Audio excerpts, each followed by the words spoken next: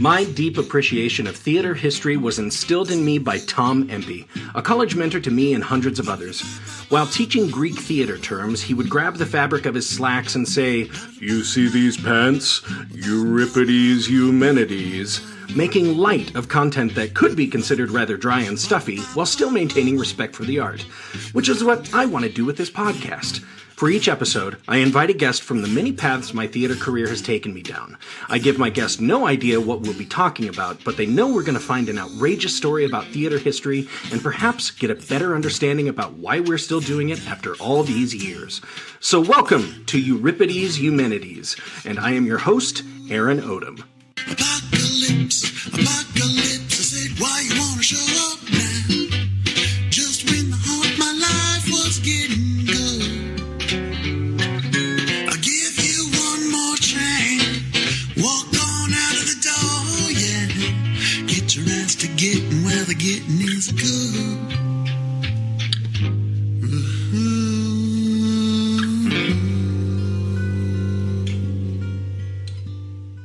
Good morrow, Eumenidites! This is Aaron Odom from Trident Theater bringing you another episode of Euripides Eumenides, a theater history podcast. Here we are at episode 95, just a few more and we'll be at 100. I'm pretty close to narrowing down the topic for that big show, but I'm always open to suggestion, so if you have an idea, I'd love to hear it. Drop me a DM on the Trident Theater Facebook page or the Instagram feeds for Euripides Eumenides or Trident Theater. You can also just use the contact us form on tridenttheater.com. I'll leave links in the show notes. But I want to jump right into this episode because after listening to it again, oh, yummy, it's just like a big old theatrical candy bar. Joining me as my guest is Keylee Challender. Regular listeners have heard Keylee on this show before a few times, but as Keylee Anderson. Since she was on the show last for the episode Is Cats Any Good, Keylee has since married and made something of a big career change. I first knew Keylee as the technical theater coordinator at the Community of College of Denver, which in this episode we refer to a lot of times as CCD, but this is a position she held until just earlier this year, and I'll let her describe what's in store for her as the episode begins. But let's get this train a-moving, and yes, that's a reference to the topic in episode 95, Over Here, the Musical.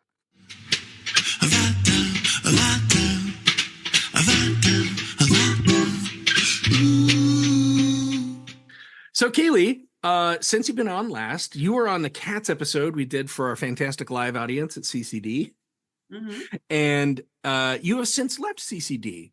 Finding paths anew, but kind of branching out. And, you know, it's so funny. Like, I have a day job as well. And my skills, you know, on paper don't necessarily lend to that from a theatrical standpoint. But at the same time, like, we were just talking about this. When you are actually putting together a theater piece or in charge of the administration of it, there are so many things more than let's learn some lines, let's sew some costumes together. There are so many other things involved where something like a project management, which you were saying you're kind of headed in that direction, like that, a theater degree actually fits that. Oh, 100%. Absolutely. I've been taking these classes and I was telling my husband this the other day, knew what I didn't know. But I also didn't know what I already knew. Yeah. Right? Taking these classes, the instructor making the videos are presenting these concepts and these ideas and these structures. And I was like, oh, I do that. That's what it's called. Like, I didn't just come up with that myself. Okay, that's like a thing people do. Cool. Awesome. And that's been like the primary experience of taking these classes, studying for the PMP certification. Wow. Yeah. You know, I think it was, I can't remember. I know I saw it. It went just a tiny little bit viral for a couple days, but Josh Groban spoke at like a commencement or something like that. Or maybe it was at the Jimmy's or something like that. And his speech was basically, hey, professional world, hire the theater kids. You remember this?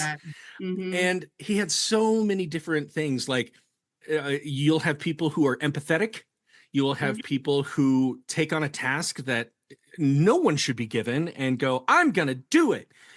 And it's just a whole other list of things. And I'm like, yeah, go behind the scenes a little bit. I don't know if you heard it a couple episodes ago. We talked about Nicole Williamson and Mhm. how, okay, yeah, as a stage manager, how do you handle when he goes, I'm done for the night and I'm never acting again, and comes backstage? And as a stage manager, you're calling that and like, okay, so he's leaving. All right, cue number 47. I know we're on 25, but let's go to 47. Yeah. And yeah, it's a lot of that. And the thing I'm hearing in the project management world is managing projects is managing people. Yeah, yeah. And I'm like, that's 100% it. Because Ooh, my ooh. department at CCD, a lot of what we did in terms of actual work and putting on a play was quite limited in terms of resources and money and time. So I didn't have staff support or enough time to dedicate to students to talk about, like, here's how to draft a costume, here's how to read a lighting plot, and here's how to hang lights, and here's how to set up Yeah. sound. Ooh. It was like nitty gritty, quick and dirty version of those. But what I always made sure to vocalize to them of, like, what you're going to get here that will make you employable is your work ethic, because that Yeah. is what's going to make you stand out and make you get other jobs. Mm-hmm. And again, it was me navigating those personalities and trying to keep everybody amalgamized to the same central focal point, Yeah. regardless of what was going on in their lives. Of like, okay, I know you don't like this person. You don't have to like each other. No. You just have to work together. And Mm-hmm. that's all I'm asking you to do. You can say whatever you want about them when you get home to people that are not involved in the department.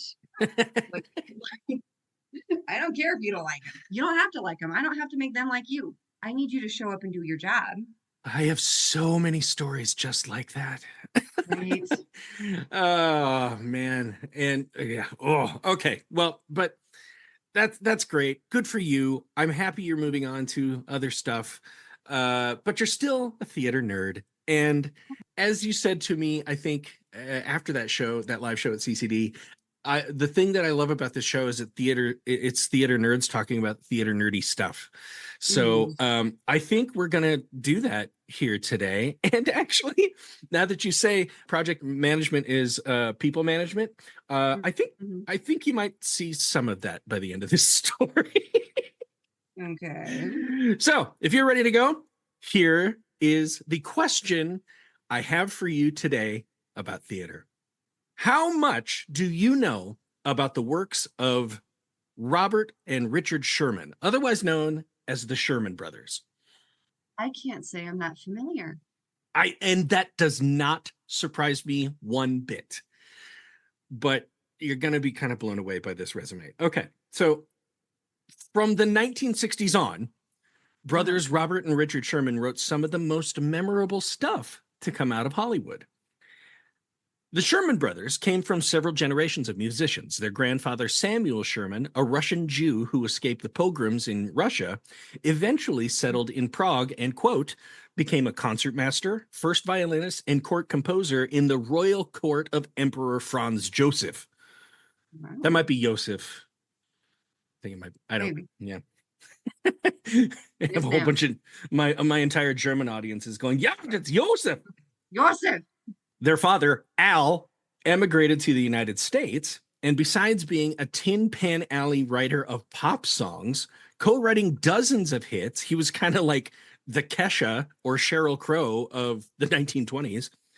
He also Mhm. became well acquainted with the Gershwin brothers and actually Mm. persuaded George Gershwin to allow his brother Ira to write lyrics to his music. So he invented the Gershwins. Yes. Well, because I love George Gershwin, so I knew a little bit about that. Oh yeah, yeah. But Mhm. they're such a team, like the Gershwins, Mhm. right? You never think of them as separate. I don't No, anyway. not at all. So the Sherman brothers came from some pretty impressive stock. The Mhm. brothers joined the family business, as it were, of writing music. As adults, they separately struggled to find a good match and a writing partner and thus didn't see much initial success. It wasn't until their father intervened, though. Much like he had done for the Gershwins, Al made a bet with his sons in 1951 that they wouldn't be able to write and sell a song if they became a music writing team. Ooh. I want you to succeed. Please make me lose this bet.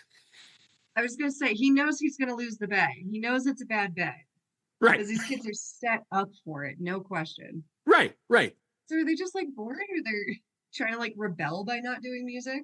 No, I think it was they just didn't see the potential of, hey, we already know a music writing style. We grew up in the same household, but they tried to do it separately. They were a few years apart, like 3 or 4 years apart. Okay. But yeah, they never thought, hey, let's just work together. Do you want it? I don't know. Do you? Maybe. Until Do you? Dad says, I bet you can't. Whatever, Dad. You can't tell me what to do. I'm going to do it. Yeah. Teenagers. Dickie and Robbie, go. Anyway, so that same year, 1951, they sold the song Gold Can Buy Anything But Love, which was recorded by cowboy singer Gene Autry. Wow. Just put it down. Bam. Gene Autry buys it, Wow. and you're off to the races. They scored several other hits through the 50s. Actually, here in 1960, they're You're 16, You're Beautiful, and You're Mine. And this is a whole quote. You're 16, You're Beautiful, and You're Mine, recorded by Johnny Burnett, became a top 10 hit. Attitudes towards the lyrics later changed when listeners no longer automatically imagined a 17-year-old boy singing to a peer. End quote. But I mean, that was the thing. Like in the 50s and 60s, you have Paul Anka singing Puppy Love. And you imagine it's a teen singing to a younger girl. And it's like, that's kind of sweet. Yeah. Johnny Burnett turned 26 the year that song came out. Ringo Starr also recorded the song in 1973, in which he would have been 33. You're 16, you're beautiful, and you're mine. I think that we always miss the context of reminding ourselves that usually the one performing and singing the song is not the one who wrote it. Right. Right? Like, you ain't nothing but a hound dog, Elvis Presley. Context completely changes when you realize that was originally written by a Black woman. Yes. Like, completely changes everything. We never caught a rabbit. Here's a catchy tune. People are going to love it. Let's stick it with somebody who's already got a name and they'll do the song. I don't think they were really worried about it. Because I think they knew Ringo didn't write it. So they didn't think Ringo was feeling that way. Yeah. The song was also referenced in the 2016 U.S. election cycle. Alabama Senate candidate Roy Moore was under fire for accusations, quote, of preying upon girls as young as 14 when he was an assistant district attorney in his early 30s, end quote. Conservative journalists went on talk shows defending Roy Moore, saying that, one, the age of consent in Alabama for young girls is 16, and two, quote, in 1973, Ringo Starr hit #1 on the Billboard charts with the song You're 16, You're Beautiful, and You're Mine. He was 30-something at the time, singing about a 16-year-old. You want to take away Ringo Starr's achievement? End quote. Oh, that's not the same thing at all, man. It's not even remotely. Okay. Thing one, age of consent being 16 isn't even relevant because she was 14. Nope. Start there. There we go. And then, again, Ringo wasn't the one to write the song. No. And he was probably paid by somebody to sing the song. It's like, how much did he really feel drawn to the song? Did he pick it? We don't know that information. We just know they're trying to just generate money as much as possible. So it's like popular song, popular guy. Let's just squish them together and see what happens. Yeah. And as soon as that happened, as soon as it came out, they're like, Roy Moore might have flirted with and or done other things with 14-year-olds when he was in the 30s. They said, we got to spin this in a positive light. Everybody get on Google right now and find out when it was okay to flirt with a 16-year-old when you were overage. And they're like, Ringo Starr? Perfect. Because, Keylee, when I think Ringo Starr, I think you're 16, you're beautiful, and you're mine. No, just no. No. By the way, Roy Moore didn't win that Senate seat. Amazing. I'm so happy to hear that. But anyway. May I tangent a little bit? Please do. Because I have not had a reason to research this, so I don't have any information that has been fact-checked recently. But my understanding of age of consent starting at a minor age allowed for a window of an age difference. Not that anybody over the age of 18 could date a 16-year-old. It's like if you are actually 18 years old, it's not weird for you to date a 16-year-old. Right. Right? Like it just allows for that time, that gap. And I believe that gap is defined. Well, I'll tell you what, I've been talking with my son and his girlfriend. He's 16, she's 15, and they talk about super seniors. Now, I said, I know what a super senior is. And in my definition, that is somebody who has stayed a senior for a couple of years longer than they needed to, and they're really ready to get out. They go, that's not what that is. I said, okay, what is it?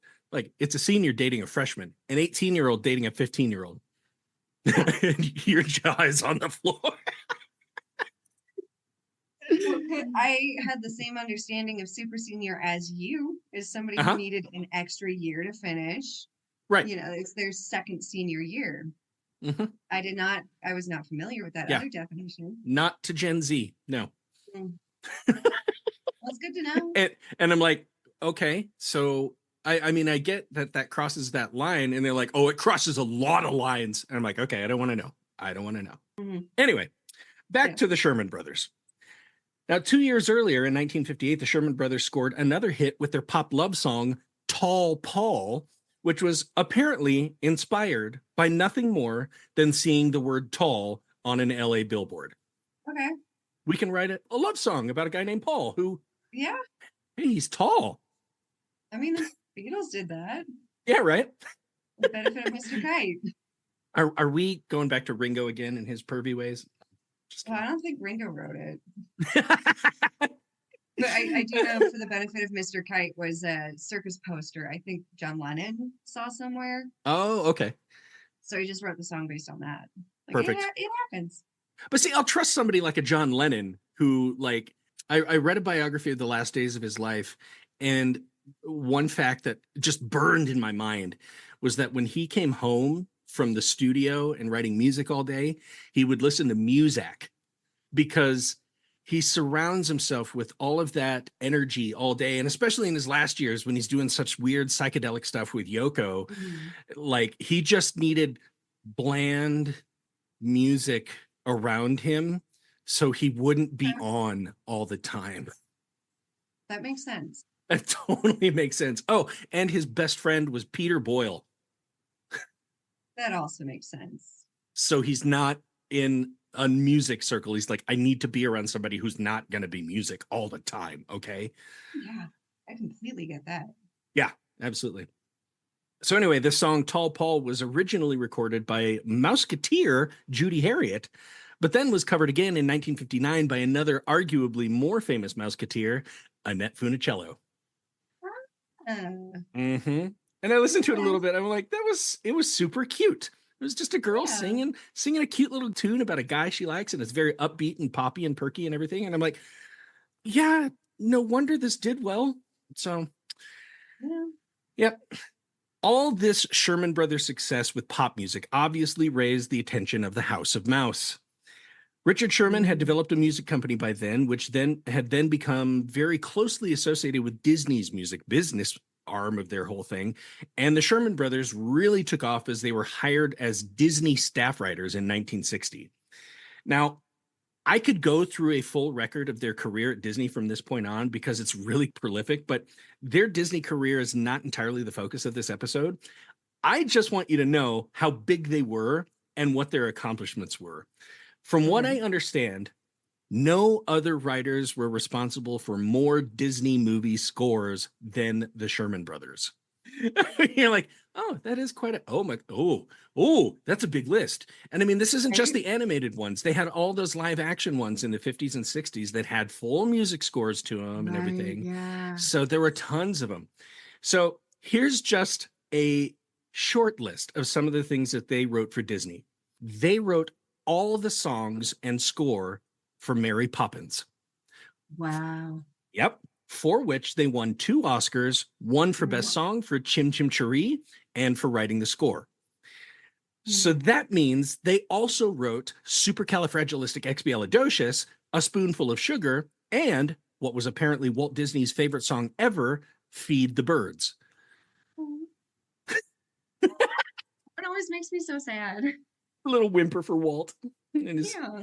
his head in a jar in Burbank somewhere. I'm just kidding. I don't know that for sure. Allegedly. They wrote songs and scores for The Sword and the Stone, The Aristocats, That Darn Cat, The Absent-Minded Professor, Bedknobs and Broomsticks, and The Jungle Book, for which they wrote 5 of the 6 original songs, the other being The Bare Necessities. They didn't write that one, but they wrote every other song in that show. That's insane. I know, and you're like, who are they? So much. Oh, I don't know. They wrote everything. Right? Remember your childhood? They wrote it. I owe them my nostalgia. That's right. Outside of Disney, they also wrote the score for the animated version of Charlotte's Web and all the songs for the film Chitty Chitty Bang Bang. Chitty Chitty Bang Bang was one of the ones I burned that VHS tape out. Oh, yeah. Yeah. I loved that one. Oh, and you might know this already then. Here's just some fun facts about Chitty Chitty Bang Bang, as I found in my research, that are totally irrelevant but fun. Oh, yeah. Chitty Chitty Bang Bang was based on a novel by Ian Fleming, who is most famous for the creation of super spy James Bond in many of his novels. Film was also produced by longtime James Bond movie producer Albert R. Broccoli, and the screenplay was co-written by Roald Dahl. I think I knew about Roald Dahl being involved, but Huh? I had no idea about Ian Fleming. I'm like, well, he likes his cars. Yeah. Not Aston Martin by any stretch, but So, back to the Sherman Brothers again. I also want to point out that I'm not really going to be discussing their lives too much because this story isn't about that. But as I just said, here's some fun facts. I will say that their relationships seem to only work in the studio. Apparently, in the delivery of their product, they would often disagree on very minute details, like one incident in which they squabbled over how they should send out Christmas cards one year. Should they be mimeographed, or should the expense be put down to have them professionally made? It's just one of those things that puts a rift between two great minds. So I see where Dad was coming from. Of like, you two cannot get along, so I'm gonna force it. Yeah, right? Right? And they won the bet, but that was it. They just had to write a song together. Didn't have to do anything else. And the dad's like, no, you missed the point. But growing up, it was like, no, Dad, you are going to buy us Crest because that will clean our teeth better. And the other one's going, no, I want Colgate, and don't even talk about Aquafresh. Oh my God. Where was their mother in all of this? That sounds horrible. That you know what? That might be it. That might be it. I read like almost zero about Mom. I'm sure she was there. I'm sure she was around, but I have no idea. Could a mom just go, you boys, and come in with the wooden spoon, and that was that? Well, it made me think of the Friends scene where Monica and Rachel are fighting and Phoebe just grabs them both by the ears.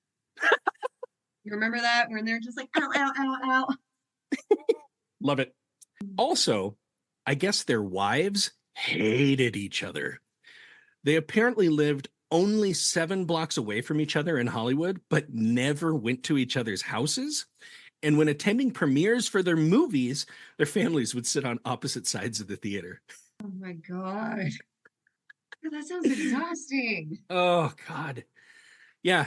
Oh, and before I go on, the Sherman Brothers were also responsible for the theme song to the popular Disney ride, It's a Small World. If Keylee could have fainted right now, she might have. Out of disgust, I'll say that. It looked like not a yay. I'm tormented by that song. Uh-huh. Yeah. Richard Sherman has said in interviews regarding that song, quote, people want to kiss us or kill us, end quote. I mean, I like what they're trying to do with it. I don't know if I would have made really different choices in the process. Does not mean I ever have to hear it again in my life. No, please. No, never, never. I remember taking the boys to Disneyland, and we did go on that ride, and they're mystified. They're little kids, and just like, I think one was 6 and the other one was 4, and I'm just sitting there like, I understand the reason for this, but not the necessity. And I've never even actually been. Good. I've still never been, and I don't feel a strong need to go. Not on that ride anyway. But but like now that we've even just talked about it, it's going to be stuck in my head for the next 5 days. Or you can just go listen to Chitty Chitty Bang Bang again. I might need there to you do go. that. Well, anyway, by the 1970s, the brothers had quite the resume of musical films, which also had something of a characteristic sound. Now, this is something, Keylee, that there have been debates I have had with musicians and historians, and I say this is something I stress when I talk about musicals.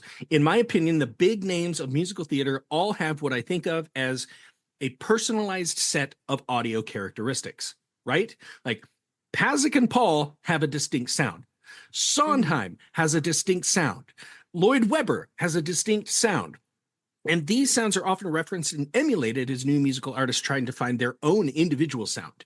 So it's like it is responding to circumstances in history at the time, in current events at the time, and everything, and how they are seeing the world. And some people have said, "No, I don't see that," and I'm like, "What?"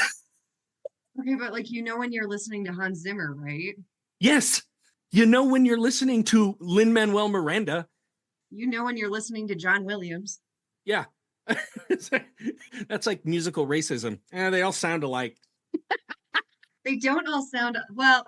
I went to a baseball game yesterday with my husband and one of my friends, and they were playing. It was this really kind of like 16-bit synthy version of it was the Jurassic Park theme. Okay. And it was like okay. like da, da, da, da, da. And I was like, oh, and because the tone was so different, I was having a moment recollecting it. And my friend went, oh yeah, no, that's Star Wars. And I was like, no, it's Jurassic Park. But it was same John guy. Williams. Same guy. Yeah. It was like you got the composer right. So obviously there's something there. Yeah. I mean, you can hear similarities in like Superman and Indiana Jones film scores, but 100%. but that's because that guy has a similar sound. Uh-huh. And it's going to be a French word. Yeah. Anyway, so I say for the Sherman Brothers, many critics and fans often said that with their film scores and songs, they seem to take a lot from stage musical theater and adapt it for film. Now, I like that idea. Like I can hear some of the stuff in The Sword and the Stone, and even though it's two fish in a moat singing it, it sounds very much like I could see it on stage. I can hear it on stage, right? Yeah. Therefore, the question should be coming up, Keylee. If they emulated staged musical theater, what did they offer the world of musical theater on stage? What did they offer musical theater? Yeah. Oh. In 1971, the Sherman Brothers wrote a revue-style comedy called Victory Canteen, a full-length musical of songs they wrote imitating the style and feel of the big band era of the early 1940s and looking at the Second World War from the perspective of U.S. citizens who remained in the homeland. So, that very like patriotic, like Uncle Sam Wants You and USO and Meatless Mondays and stuff like that. Like everybody this is the war effort and we're going to win. And so they're just trying to emulate that atmosphere with a loose plot. Doesn't really have a plot. We're just going to sing songs. You get the idea of some characters, but it's fun. Okay. Victory Canteen played for a short run at the Ivar Theater, IVAR, in Hollywood in 1971 and saw some minimal success. So the Sherman Brothers tucked that idea away as other film projects took priority. Oh, and another fun fact. The Ivar Theater showed legitimate theater for a number of years. My listeners who remember a few episodes ago, The Fantastics was first seen in LA at the Ivar Theater with Bill Bixby in the cast. But in 1971, the same year that Victory Canteen premiered, the Ivar Theater went in a totally new direction, putting up a screen and beginning to show midnight showings of adult films. The facade of the building kept its classic marquee, but also included crude drawings of half-naked cartoon women. Same year. I'm not going to say Victory Canteen made them go in a totally new direction. It's just a coincidence. The Ivar has since been restored to a single-screen legitimate movie theater. Okay. So anyway, by 1974, the Sherman Brothers had let their patriotic idea for a stage musical simmer and went to Broadway with a follow-up piece to Victory Canteen called Over Here, the musical. Taking the idea from that song, Over There. And they're like, no, let's talk about what we're doing here, over here, with an exclamation point. Do you know what a pick-me girl is? I've heard of pick me girls, yes, but please describe to me your definition. Well, my understand I don't it's not something I use. My understanding is a girl or a woman who sees herself in competition with other women for a man's attention. Mhm. And that very much had pick me girl vibes. I'm like, no, not over there, over here. Let's Over talk about here, over here. talk about what I'm doing. Talk I about don't care what they're doing. Care about what I'm doing. look at the attention I'm paying you.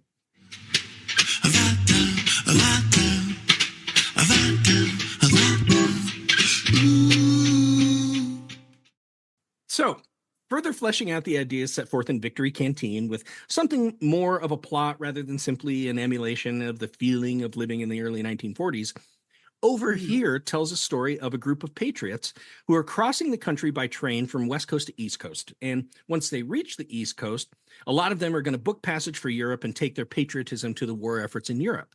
So I mean, stuff like this happened at that time. Yeah. There was, all kinds of drives. The USO tours were going all over the states and being like, you can help too. And, and it really bolstered people up in otherwise what could be considered a very bleak time in history. Yeah. So it's kind of neat that there was this era where we're like, we're gonna beat war malaise. And literally, what I just told you is more or less the plot of the story, as was noted in several reviews.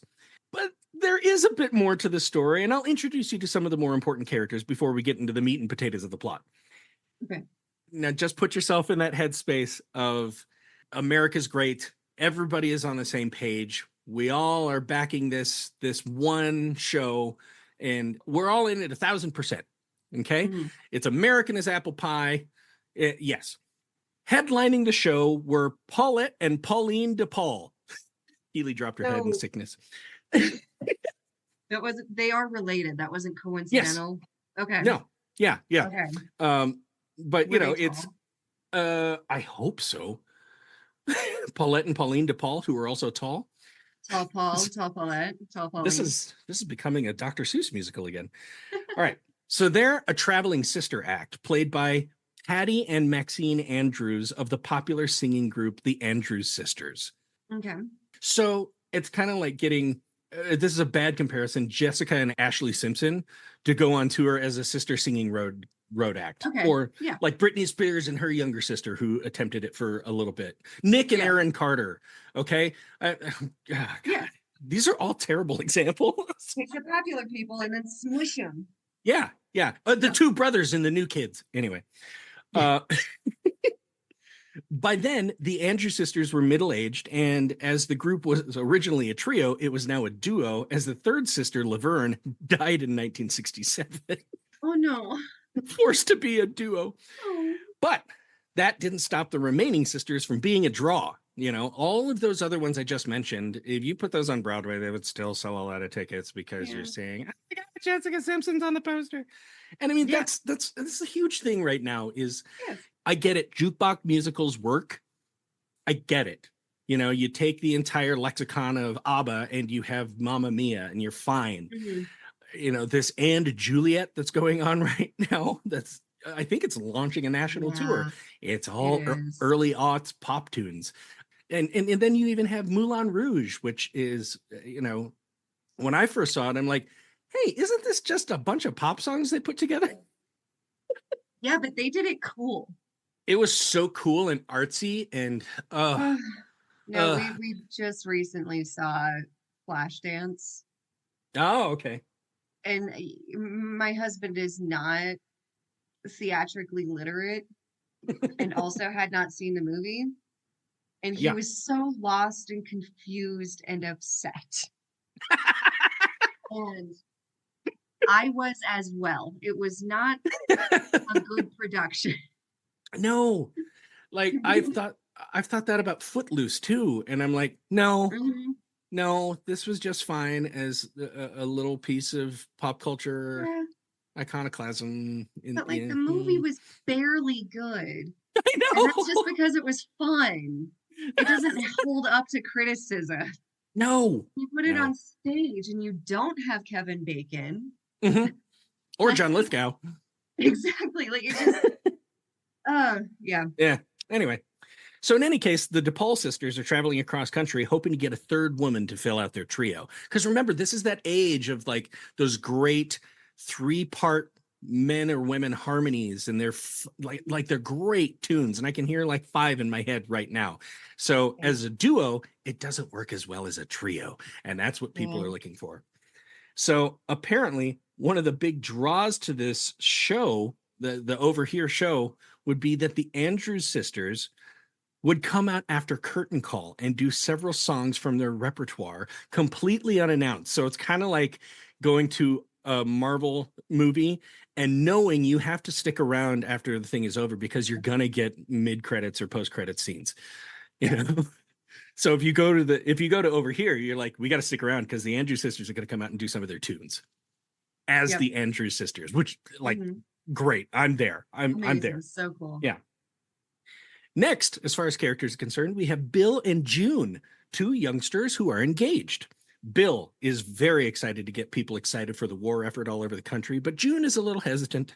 Eventually, she jumps on the train without a ticket, has no money, and is just wearing the clothing she has on, which is a prom dress. Okay. Uh-huh. That like one of the main stories? Uh, it's one of the plot lines, yes. It's, yeah, Okay. okay. Next, we have Mhm. Mitzi. Mitzi, the German spy, who is secretly communicating what is happening on the train through her lipstick, which is really a radio transmitter back to Berlin. She also just happened to be a singer in a German cabaret before becoming a spy. Gee, I wonder where she's going to go. Oh. I have no possible idea. Who could You know, guess? I don't know. And then you have the MC, Norwin Spokesman. Yes, that's his name, Norwin Spokesman. And I bring him up because throughout the entire proceeding, it's pretty well known that there really isn't a lot of plot here and that the show is more of a review than a musical with a full story. It's mostly, again, an atmospheric piece that would appeal to those who would be nostalgia for World War II big band patriotic show. Okay. The Yeah. same kind of people who lived through it as youngsters who in the 1970s would be the ones to have expendable income to buy tickets to a Mhm. Broadway show. So the events are set in motion by Okay. someone named Norman Spokesman. We're like, you are completely harmless and I love you. He's the Ryan Seacrest, Okay. right? And when you say MC, is he like addressing the audience of like, Yeah. is he like Mhm. Grecian of like, hey audience, let me just tell you what's going on? Yeah. Because Yeah. you can't follow the plot yourself. You need me to keep you on track. Yeah. And he led the big band, I guess. Okay. I think he did, but I guess in the original production in 1974, it came out of the stage. It lifted from beneath the stage, and so you're like, "Whoa, big band!" And there's I do Norwin love that. Spokesman. Okay. Plus, there are plenty of other people of all ages and classes on the train who we get to meet throughout, but they aren't really all that essential to the plot. Okay. That being said, plot. Here we go. Okay. Apparently, the Office of War Information would like to do one big morale raising radio broadcast from the train once it reaches its final destination, and the passengers on board can share their stories once they get there. Almost everyone on board is excited about this, mainly the DePaul sisters, who really just want to get that third woman in their act, as they frequently lament, quote, no duo ever hit the big time, end quote. Tell that to Hall & Oates. Or Velma and Roxy. Ooh, see, there you go. Talk about 2 other people who had to cross over their lines of hatred for each other. Mm-hmm. So, songs are sung about that, how excited they are to stop and help the boys win the war right after we meet all the characters. Let's sing some songs. And I saw some dancing from this, and it is that big, like, swing dance stuff where, I mean, there were times, Keylee, I was terrified for the young woman who's being thrown all over the place. You know, this is that stuff where like a girl will be picked up and like put on one hip and then the other, and then, Yeah. you know, might kick her feet in the air or something like this. The big moves. Yeah, the big moves. There was one move I saw that the girl like stood in front of the guy. She put her back to his chest, and he picked her up by the knees and made her do a backflip up to his shoulders. Mhm. So she's sitting on top of his shoulders, and then she dives over backwards as though she's going to do a backflip. But her head damn near hits the floor before he catches her with his elbows. Mhm. I was like, oh my God. And then she just flipped over and she was fine. Have you never seen this before? I'd never seen something like that, which is probably why it was such a draw. Like, oh my God, she lived. I mean, at the time, yeah, it probably would have been huge. But yeah, I Oh, mean, yeah. I've had to learn a few of those moves for shows over the years. Like, Oh my God. it's so fun. Yeah. Well, I've never done it myself.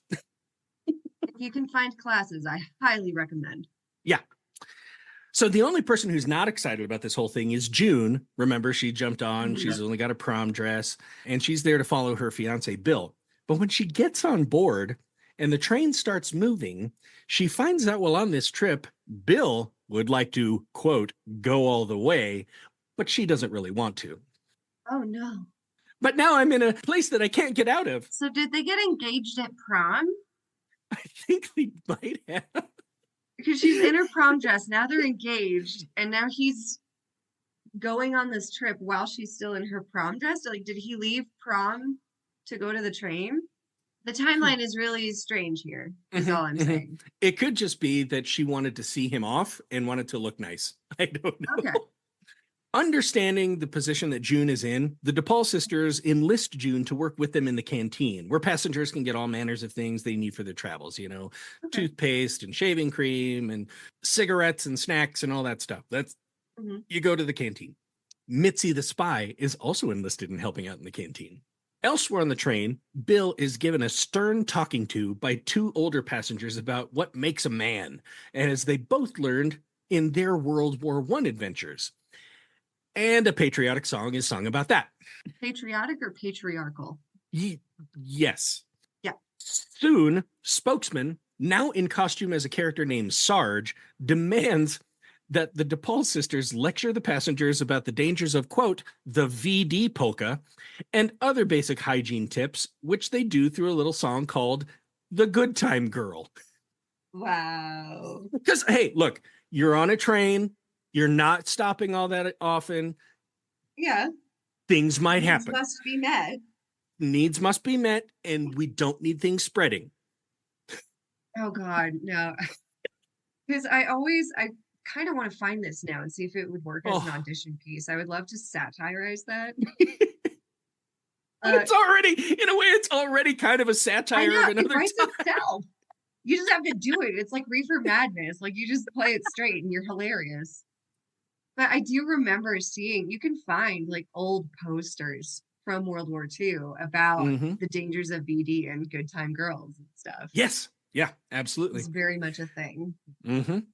Mitzi even sings a song to Bill about a woman from her country about the virtues of waiting until marriage. The song is called Wait for Me, Marlena. This was going on in the 70s? In the 70s. I mean, but again, it's that nostalgia piece. Yeah, it's the same thing it's the disenfranchised older people in the 70s. Well, it's the same thing that's happening today. Like, Stranger Things convinced everybody that the greatest metal song from the 80s was Master of Puppets. And I'm like, it was a fun one. But I beg to differ. But it's just that thing where they're like, they're playing that song that was really risky when I was a kid and now I'm an adult and woo. Right. Nostalgia is the thing right now for Gen X, millennials. Oh, yeah. Yeah. And I can imagine mid-70s where we're post-civil rights and post-Summer of Love and all of these like really radical ideas are coming out. People who feel uncomfortable with those ideas would feel really nostalgic for that safety and that comfort of the rigidity that they knew. Yeah, absolutely. So after the song Wait for Me, Marlena, June appears and announces that she's going to collect scrap metal for the war effort and picks up Mitzi's lipstick. No, it's a radio. Mitzi lets out an exasperated gasp, and the DePaul sisters hear it and realize that Mitzi has the vocal range to fill in the third part of their trio. that gas sound like? Oh, Just hey, you got some pipes, sister. and they're like, that was amazing. You could just do that? I got a proposition for you, babe. Yeah. Okay, all right. This is the one that I'm like, I have a hard time with this, but I get it. That night in secret, June finally consents to going all the way with Bill, as who knows what will happen during wartime, so YOLO. That's how everybody got VD back then. You know, we could die tomorrow. Either me or a sheep, man. Come on. Bill responds that he's had plenty of time to reflect, and based on his interactions with other passengers, he's now decided to wait until marriage. I don't care that you're ready. I mean, obviously, nobody slipped these people Summer and Smoke by Tennessee Williams. Like, she wasn't even ready. She just decided to make herself ready because he wanted it. And then she finally forced herself through that. And he's like, man, you know what? We'll just wait. And it's like, why couldn't you? You had to listen to literally everybody except your fiance to come to that conclusion. Get out of here. I don't want to. It'll be okay. Everybody else convinces him. You know what? I think, The one person he would have listened to. I don't know that it's written in the stars for Bill and June. Anyway, next, the trip actually had to be put on hold as FDR's train was traveling across country at the same time, and he needed to travel the same route that they were on. So the whole party watches as FDR's train rolls by, and he waves to everybody on the train. What couldn't be better at that time than a party to commemorate that FDR rolled by? That's a scene? That's a scene. It's a whole scene. It's just, oh my God, we have to stop the train. Oh my God, FDR's train is near us. Yeah. We have to throw a party because he waved at us. And I could just see like the train car with an arm and maybe, I don't know, a hanky or a cane or something just waving out. And you're like, that's got to be him. But like, can you put yourself in that theater as an audience member watching that scene? And being like, what? Why are we here for this? Yeah. Like, there could have been like one line of exposition, I guess, if you needed it. But like, did something happen because the train stopped that wouldn't have happened if the train hadn't stopped? Or that was it? Well, actually, it kind of starts to take the whole play in a different direction. Okay. So they're very excited. They're the president, our commander-in-chief, who is spearheading this entire effort, is here. He's here right now, and he passes, and we can't go anywhere until his train gets to where it's going.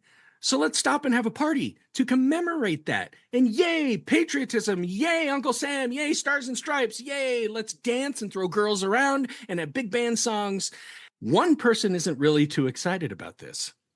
Sam, the porter, who, from what I can tell, may be the only Black character in this story. Yeah, that checks out. Which I think is poignant, as he does sing a song while all the white people are partying and he has to pick up the entire train cars and everything. Don't shoot the hooey to me, Louie. Name of the song. People were watching this in the 70s. Uh-huh. Okay. So we're starting to see that there's a darker flip side to this very patriotic bright penny that we have, right? Okay. From here, the play takes a much darker turn in that everyone has been traveling across the country with such enthusiasm, but enthusiasm only lasts so long. All the travelers begin to get weary of the effort it takes to stay positive for so long, and the realities of war start to become more realistic the closer the train gets to the East Coast. Because after that, most of them are going to Europe, where things are real. Yeah. Yeah. So, to combat that, the Office of War Information demands that the train conduct its big broadcast, giving all of the characters an opportunity to share their dreams for the future in a world where allies win the war. So now we're back to a bunch of happy songs and huge dance breaks. Like each character gets one, I mean, I'm just picking stuff up. It's like, well, I'm going to start my own accountant firm and we're going to handle the biggest contracts in the city. One girl's going to go off and be a dancer. She's going to be the prima ballerina in some famous ballet somewhere. We won't have to worry about the war anymore. It'll be great to just live our American dreams. Uh-huh. So for a second, we dipped our toe in, gosh, war kind of sucks. Like, But then again, it doesn't. That like unrelentless propaganda of happiness. Uh-huh. Mm-hmm. I love that. Now, the sisters and Mitzi get a chance to show off their new trio as well, but it's soon realized that Mitzi has worked in secret messages in Morse code in a part of the song that she wrote, whether it's through percussion or tap dancing or something. Someone on the train deciphers the message, realizes it's Morse code, hears it, and everyone gets suspicious of Mitzi. And remember, this is being broadcast live to the entire country. Uh-huh. Okay? So someone demands that Mitzi proves she is an American and makes her sing the Star-Spangled Banner, which she does. But when she begins to sing the second verse, her true identity is revealed as, quote, "No one ever sings the second verse of the Star-Spangled Banner." I mean, you started mentioning it, and I was like, do I even know what that is? There's like four. There are four verses to that song. I just thought it always ended with "play ball." Yeah, exactly. That's when you get to sit down again without your dad getting mad at you. You put your hand up on your heart. We stand for our troops. You don't take a knee. Yeah. Ah. Anyway. Oh, Keylee, here's I'm bringing back some theater horror stories here for you. Of course, none of this was broadcast, as someone didn't wire things correctly for the thing to be broadcast. Oh yeah, we didn't get that. Oh, my feelings. Where are you looking at the kid? You're going, Bradley, you did put the red cable into the red jack, right?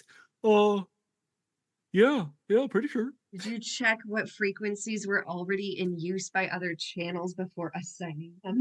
Oh, yeah, I think so. Did you turn it on? I turned it off and turned it on. God. And from what I understand, Keylee, this is pretty much where the show ends. Of course, with big song and dance numbers. They exposed the bad guy, and we're back to feeling good and patriotic again over here. But like, I feel like if it made sense for the end of the play was to catch the Germans, there should be more to it throughout the story than just accidentally stumbling into the fact that there is a spy near the end of the show, right? Yeah.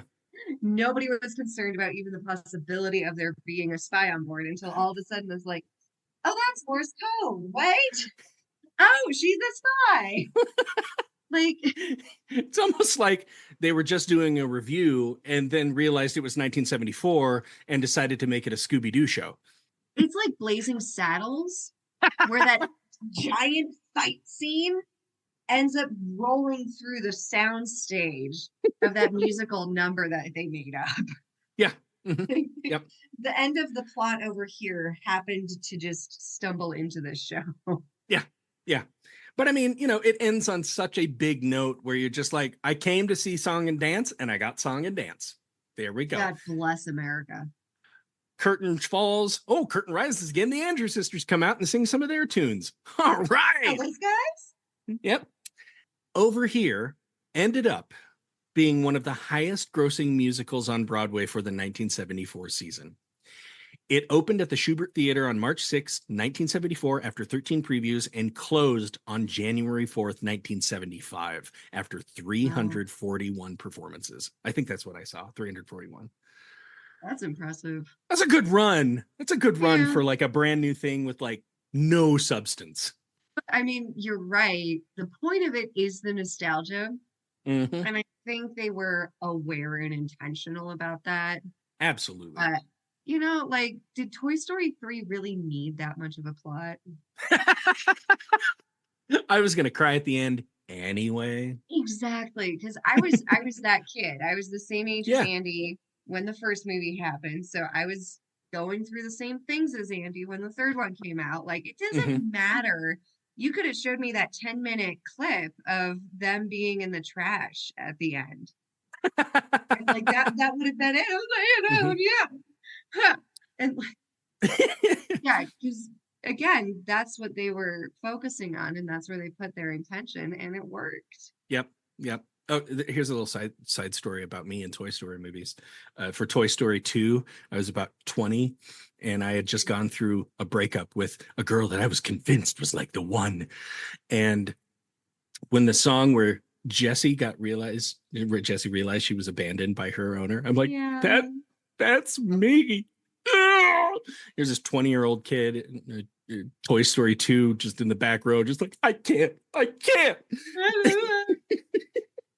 Okay, now besides the star power of the Andrews sisters being a huge draw, this show also was known to be the Broadway debut for several talents.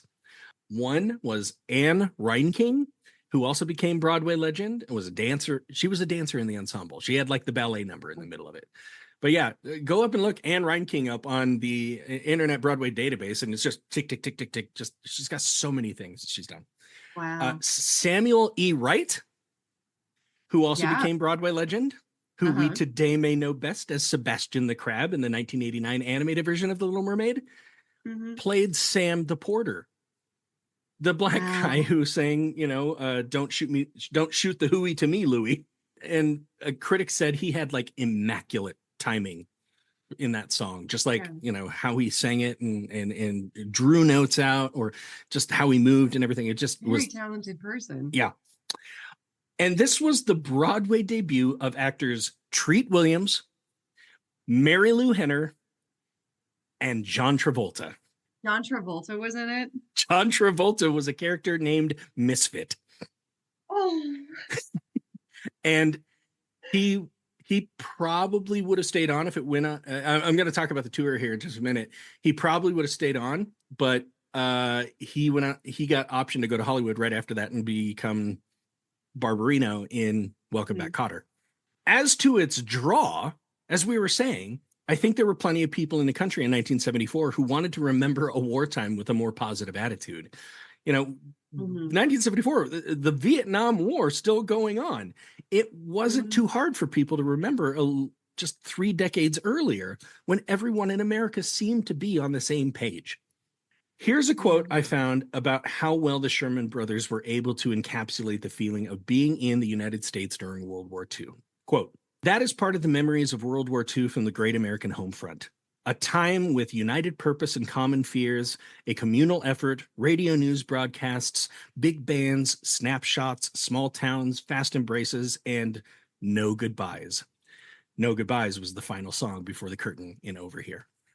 And speaking of the songs, it speaks to the Sherman Brothers' talent even more that all of the songs in Over Here were originals, but were so reminiscent of 1940s big band numbers that many critics and audience members felt as if they'd heard the songs before.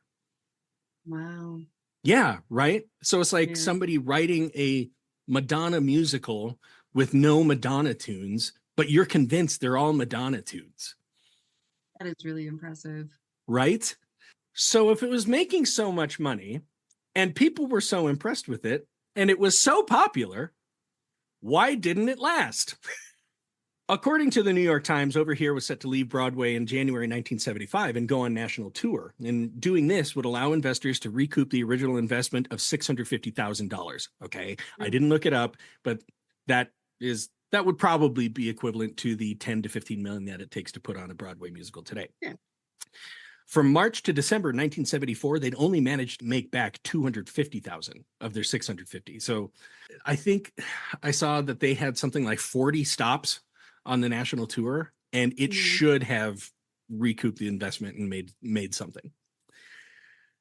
But it seems the Andrews sisters may not have wanted to go on tour too badly, even though their contract stipulated that over the 2-year life of their contracts, the producers could make them do so. They signed it. They said, yes, we'll do it. The producers then claimed that Maxine Andrews, who seemed to be in good health up until they said they were going on tour, would be putting herself at a hazard by going on tour. I think she even provided them a doctor's note that said she can't. She just can't. And then sometime later, the producers claimed that Maxine's lawyer had sent them a message that she could go on tour for more money. I like that doctor. Uh-huh. And the producers said the sisters were already making $6,000 a week with 1% of gross sales. That's what they were pulling in. That's crazy. I mean, the show made 250,000, and these ladies are taking 6,000 out of that every. Oh my God. But there are a lot of the butts in the seats. They are. They are. The Andrews sisters claimed that Maxine had high blood pressure and a bad knee. She also required regular treatment of these conditions and would need to have an assistant accompany her if she were to go on tour, which she would have to pay for out of her own pocket. Thus, the request for an increase in salary. Obviously. I might just write up a new contract. Can't you do that? I mean, yeah. In the end, it kind of sounds like it was a mutual cancellation, as the producers didn't want to meet the demands, and that Maxine's lawyer stated that the producers weren't honoring the new Actors Equity contract for the higher pay on the road. It's just a contract that was available for all equity members starting that previous June. So, so there was a stipulation in there that said, if they're going to go on the road, they get higher pay, and you're not honoring that. So we quit. And the producers are like, well, we quit because you're asking too much of us. So we quit. We're all taking our ball and going home. Hollywood, baby. Hollywood. Attempts were made at revivals of Over Here. In 2010, a production was scheduled for an out-of-town tryout in LA featuring Hannah Montana star Cody Lindley, who said he was pretty stoked to go to Broadway because he'd never been before. I'm paraphrasing, but that's the extent of what I could find in interviews. God. What do you think? Sounds great. Woo. Sounds awesome, bro. It's a good time, yes.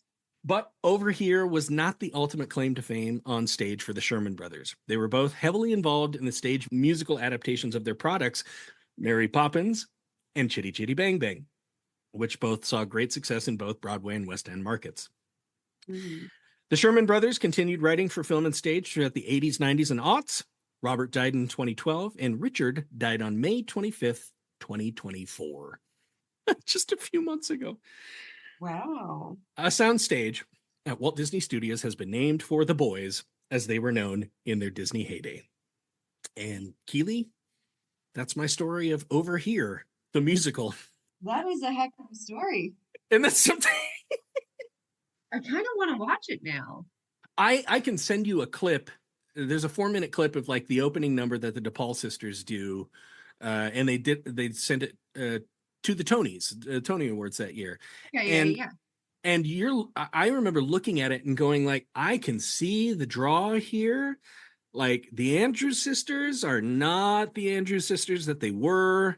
Yeah, they're having a little bit of a hard time keeping the choreography aligned with each other, but god dang it, they're two fun old broads and they're keeping my toes tapping. And then you see the people dancing. You see the company dancing, and you're like, my God, these people are good. It was just, whoo, yeah. There's like if you go on YouTube, there's like a 30-minute clip of just cuttings from different productions of it, like a couple on the Tonys, a couple of different presentations. But man, it was a big spectacle. Yeah. And like, I mean, we talked about this with the Cats episode where I love indulging that, right? Because Cats is one of my indulgences. Like it's not good. It's just fun. And me and my husband talk a lot about like the difference between like film and movies. And it's right. Like, you know, it's like I'm a film nerd. I also love those. My husband's just there for a good time, not a long time. Right. And, you know, like there's nothing wrong with having fun. You know, like maybe like the only actual issue is the one black character. But the rest of it, if it's like, you know, hey, if you like it and you're going to go see it for your 5th time, like, go nuts. I'm not going to stop you, you know? Yeah. Yeah. Like, go see John Travolta in his little, I think it was like, he had one of those beige soldiers uniforms. It's buttoned up and the tie is tucked into like the 3rd button or something like that. And yeah.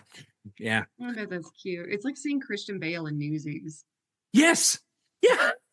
But yeah, I mean, it was just a piece that was non-offensive, uplifting, and, you know, reminded us. And it's so weird to think about a time like this when there were times that this country was more or less pretty united. I mean, I do like the idea there that, yeah, we had this one black character who's showing you that, no, it still wasn't all sunshine and rainbows in the Yeah, black community. It was because not. because I think that's the thing is historically that era is presented as united because we're not getting a lot of diverse representation. We don't know what it was like for immigrant families. We don't know what it was like for the Black community back then. They probably didn't love this war. Well, I don't know if you listened to it. I did 2 episodes on how to play Willie Loman on Broadway. Hmm. And it was within the last couple years, I think, that they finally, like, how do you present Willie Loman today in a way that people might be able to understand it? And it was so easy. You make him black. Well, because I've always felt Willie Loman, when he's Black, you're just making a raisin in the sun. In a way, yes. Yeah. But yeah, I also think the most unifying oppressive system we have in our time is classism. Yeah. Yeah, Hmm. because the poverty gap is the biggest gap we've ever had, Right. right? And like, Right. yeah, anybody below the poverty line, it does not matter who you are. Once you're there, and Hmm. there's no getting out of it. Like, Hmm. you know, But in the 40s, that didn't happen yeah, because we're all working together. And, we ate Liberty cabbage and look at the percentage of the wealth tax during that time. You know why it was going so well? we could ask FDR as he goes by in his train. Ask his little handkerchief. What's the wealth tax? Okay. Why was that in there? Just like, oh. I mean, I get it. It's like the patriotism and getting excited about like, oh, but like I lived out by the Denver airport when Barack Obama came to Empower Field for the DNC. Hmm. Hmm. And so my parents got all excited and were like, oh my God, the president's gonna drive by. And and yeah, we did. We got in our car and we figured out what route he was gonna be on, and we were, being politely in our cars behind the security guards, and it was just so boring. He's like, the windows are tinted. He's not visible. He's not waving a handkerchief. Like it was just a limo that went by, and there were three of them for security reasons. So it's like, I don't know. He Maybe could. he wasn't in any of them. Is it Shell A? Shell B? Right? I was just so upset that my dad made me do that, and I had to stop reading. It's just such a non-event for me that I couldn't imagine getting excited about it. But Dad, Emily Bronte. It was Harry Potter. Oh, okay. That'll work. Yeah.